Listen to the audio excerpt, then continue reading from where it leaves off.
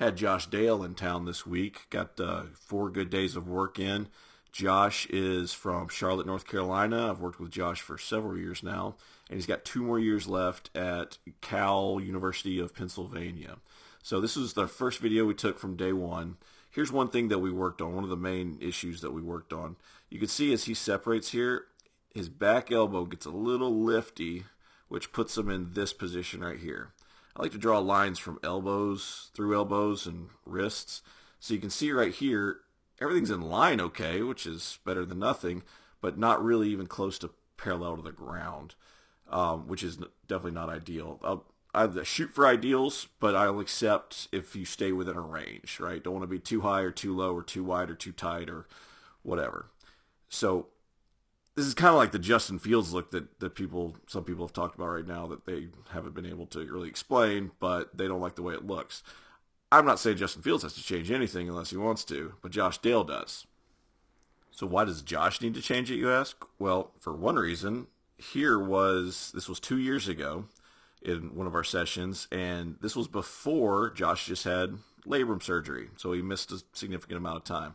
And you can see as he separates here, he's much more still in line, but much more level to the ground. Okay, this is what I would say would be more within the acceptable range of what I'm looking for. And there's other reasons why I wanted him to tweak it a little bit too, but that's for another video.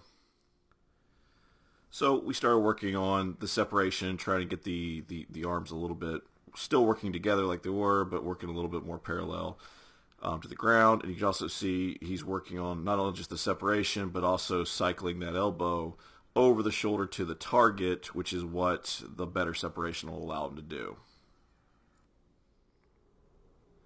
So 4 days with a lot of reps with using the plyo ball from the video before, using a football just with making actual throws, and now trying to put some footwork with it because with the jersey right here, because if you take the football out of his hand, he can focus a little bit more on what he's trying to do added with the footwork. So he's not worried about making the ball spin. He's not worried about hitting the targets. He's just working on that separation and how the shoulder moves the arm.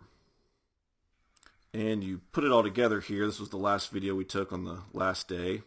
And it's not perfect by any means, but it wasn't supposed to be perfect in 4 days. There's still a little bit of lift in that back arm, but when he gets here to this point, everything's still fairly in line, but he's much more level to the ground.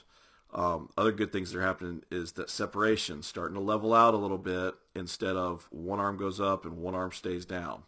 We don't want that. That front arm is in a much better position to stabilize the front side as he accelerates through. Again, it's not perfect. I'd like that back shoulder to be a little bit more relaxed, just so it'd be in a little better position so he could cycle that arm over and through the shoulder to the target.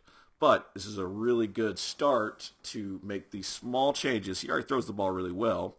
We just need, at this level, we just need to keep the ball in the air a little bit longer, let it finish a little bit better, and then improve the consistency and the control so that he plays the best he can for his last 2 years of college.